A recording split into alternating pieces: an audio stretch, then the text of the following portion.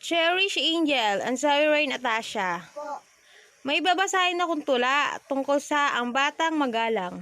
2 beses ko itong babasahin upang mas maintindihan nyo. Pagkatapos kong basahin to, may ilang katanungan ako na dapat nyong sagutan. Ready na ba kayong makinig? Opo.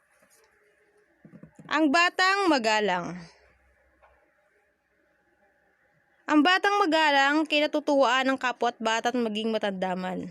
Pag nasasalubong ang guro niyang mahal, ngiti ng pagbati ang lagi niyang bigay. Di nakikipag-away sa kapwa bata at di gumagamit ng salitang masagwa. Sa pagsasalita ay laging mahinahon, ang po at opo ang lagi niyang tugon. Babasahin ko ulit. Ang batang magalang. Kinatutuwaan ng kapwa't bata't maging matandaman. Pag nasasalubong ang guro niyang mahal, ngiti ng pagbati ang lagi niyang bigay. Di nakikipag-away sa kapwa bata at di gumagamit ng salitang masagwa. Sa pagsasalita ay laging mahinahon, ang po at opo ang lagi niyang tugon. Cherish Angel, naintindihan mo ba yung binasa kong tula? Opo. Okay, kung intindihan mo, meron akong mga katanungan na dapat mong sagutan.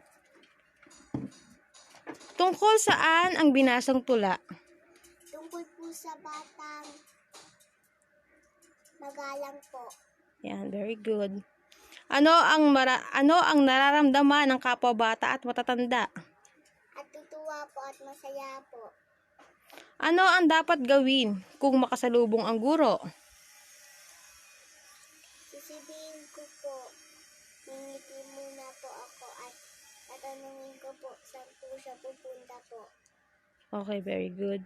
Dapat bang makipag-away sa kapwa bata? Hindi po, bad po kasi yun. Okay, very good.